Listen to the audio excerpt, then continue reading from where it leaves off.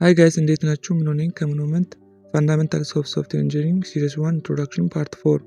በዚህ ፓርት የምናየው ሶፍትዌር ኢንጂነሮች የሚያዩዋቸውን ፖይንቶች እና ስለ ሶፍትዌር ያሉ የተሳሳቱ አረዳዶች ከማኔጅመንት ከካስተመር እና ከዴቨሎፐር አንፃር አድርገን እናያለን። ኦኬ እንጀምር። ሶፍትዌር ኢንጂነሮች በኮምፒውተር ፋንዳሜንታልስ፣ በሶፍትዌር ፕሮዳክት ኢንጂነሪንግ እና በሶፍትዌር ማኔጅመንት፣ ሌላኛው ደግሞ በሶፍትዌር ዶማይንስ ሀሳቦች ስር ምን ፖይንቶች እናያሉ የሚለውን ያው ከፍሬሽማን ጀምሮ እስከ ፋይናል እስከ ምረቃቱ ድረስ ቶታሊ የሚያዩዋቸውን ሀሳቦችን እንደ ኮርስ ሊሆን ይችላል፣ እንደ ቻፕተር ሊሆን ይችላል፣ የሚዳስሷቸውን ኤሪያዎችን በዚህ የምናይ ነው የሚሆነው ማለት ነው። ኦኬ የመጀመሪያው ኮምፒውተር ፋንዳሜንታልስ ነው። ይህ ሶፍትዌራችን ቢልድ ለማድረግ የሚያስፈልጉ ኮር የሆኑ የኮምፒውተር ሳይንስ ናውሌጆችን የምንጨብጥበት ነው። በዚህ ስር አንደኛ አልጎሪዝም ዳታ ስትራክቸርን እናገኛለን። ይሄ ደግሞ ፕሮብሌሞቻችንን ሶልቭ ለማድረግ የምንሄድባቸውን ደረጃዎች እና ደግሞ ዳታዎችን ስቶር የምናደርግባቸውን መንገዶችን የሚገልጽልን ነው። ሌላኛው ኮምፒውተር አርኪቴክቸር ነው። በዚህ ስር ኮምፒውተራችን ምን አይነት ይዘት እንዳለው የምናይበት ነው። ሌላኛው ደግሞ ማቴማቲካል ፋውንዴሽን ነው። በዚህ ስር ብዙ የማስ ሀሳቦችን ላይክ በአፕላይድ ማስ ሊሆን ይችላል፣ በዲስክሬት ማስ ሊሆን ይችላል፣ በተለያዩ ማሶች ላይ ስለ ሎጂክ፣ ስለ ነምበር ሲስተም ሊሆን ይችላል፣ ብዙ አይነት የማስ ሀሳቦችን የምናገኝባቸው ናቸው። ኦኬ ሌላኛው ደግሞ ኦፕሬቲንግ ሲስተም ነው። በዚህ ስር ደግሞ ኮምፒውተራችን ማኔጅ የሚያደርግ ኮር የሆነን ፕሮግራም የምናገኝበት ነው። ሌላኛው ደግሞ ፕሮግራሚንግ ላንጉዌጅ ነው። በዚህ ስር እቃዎችና ላንጉዌጆችን ኮዳችን ራይት ለማድረግ የሚጠቅሙን እነዚህ ሀሳቦችን እያንዳንዱ ዲፕሌይ የምናገኝበት ነው። ኦኬ ወደ ሁለተኛው ስንመጣ ይሄ ሶፍትዌሮችን ለማበልጸግ ስንነሳ የምንሰራቸው እያንዳንዱ ታስኩ ላይ ትኩረት የሚያደርግ ኤሪያ ነው። ኦኬ በዚህ ስር ሪኳየርመንት ኢንጂነሪንግ የምንለው አለ።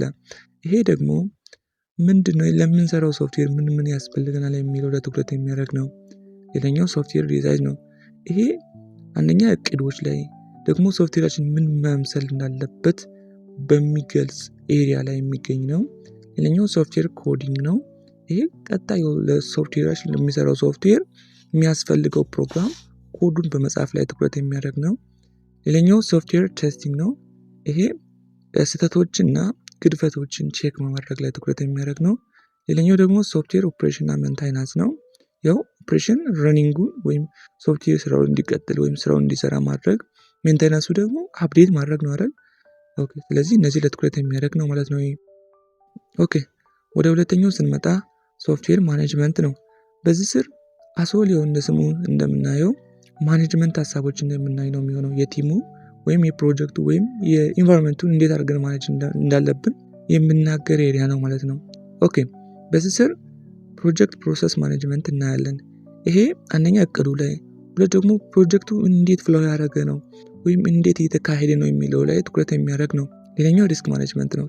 ይሄ ሪስኮችን ፋይንድ ማድረግ ሊሆን ይችላል፣ ደግሞ እንዴት አድርገን ወይም ፕሮጀክታችን ላይ ሪስኮችን እንዴት አድርገን ማኔጅ ማድረግ እንዳለብን የሚያወራ ኤሪያ ነው። ሌላኛው ደግሞ ኳሊቲ ማኔጅመንት ነው። ይሄ የሶፍትዌራችን ኳሊቲውን ኮሬክትሊ ሪኳየርመንቱን የተከተለ ነው ወይም ኳሊቲው እንዴት ነው የሚለውን ወይም ስታንዳርዱን የጠበቀ ነው የሚለውን ነገር ትኩረት አድርጎ የሚሰራ ኤሪያ ነው ማለት ነው። ሌላኛው ኮንፊጉሬሽን ማኔጅመንት ነው። የትኛው በማበልጸግ ሂደታችን ላይ የምናመጣቸውን ቼንጆች ላይ ትኩረት አድርጎ የሚሰራ ኤሪያ ነው። ሌላኛው ዴቨሎፕመንት ፕሮሰስ ማኔጅመንት የምንለው ቶታሊ ዴቨሎፕመንት ወይም በማበልጸግ ሂደት ላይ ያሉትን ስራዎችን አሶል የሚያይ ነው ማለት ነው። ሌላኛው አኩዚሽን ማኔጅመንት የምንለው ነው። ይሄ ከውጭ የትኛውም ነገር የምናስገባው ሰርቪስ ሊሆን ይችላል፣ ሶፍትዌር ሊሆን ይችላል፣ በስራችን ላይ የምናስገባውን ነገር ሁሉንም ኮንትሮል የሚያደርገው አኩዚሽን ማኔጅመንት የምንለው ነው ማለት ነው።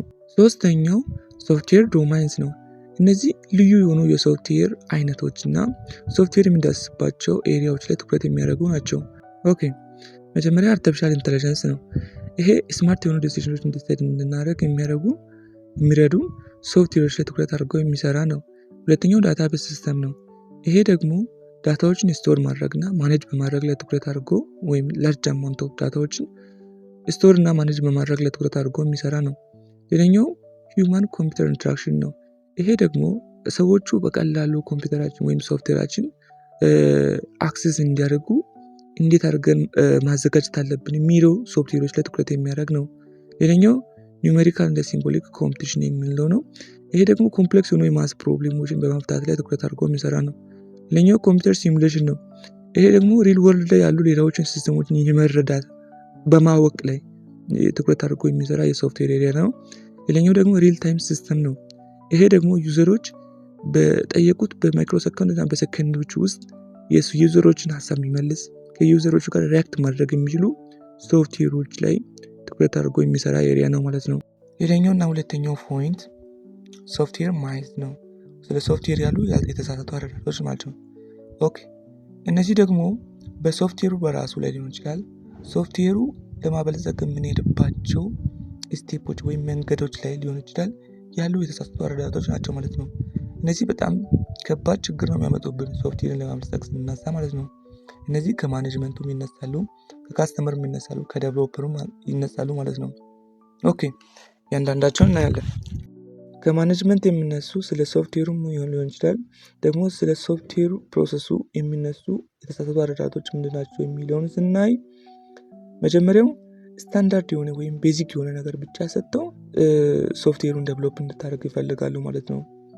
ኤክስትራ ነገር ለምሳሌ አንተ ስቶክ ማኔጅመንት የምትሰራ ከሆንክ የሆነ ኮምፒውተር ሰጥቶ ኔትወርክ አክሰስ አለክ በቃ ስራ ይሉታል።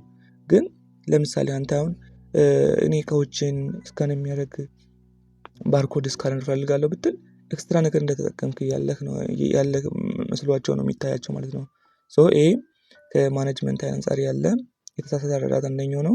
ሌላኛው ደግሞ የምንሰራው ነገር በኋላ የሚቀራ ከሆነ ወይም በስኬጁላችን አንፃር የማይሄድ ከሆነ ኤክስትራ የሆነ ፕሮግራምን ጨምር ብሎ ነው የሚያስቡት። ይሄ በሶፍትዌር ኢንጂነሪንግ ሀሳብ ኖርማሊ ፎልስ የሆነ አይዲያ ነው ማለት ነው። ሌላኛው ደግሞ ጥሩ የሆነ ማኔጀር የትኛውን ፕሮጀክት ማኔጅ ያደርጋል ብሎ ነው የሚያስቡት።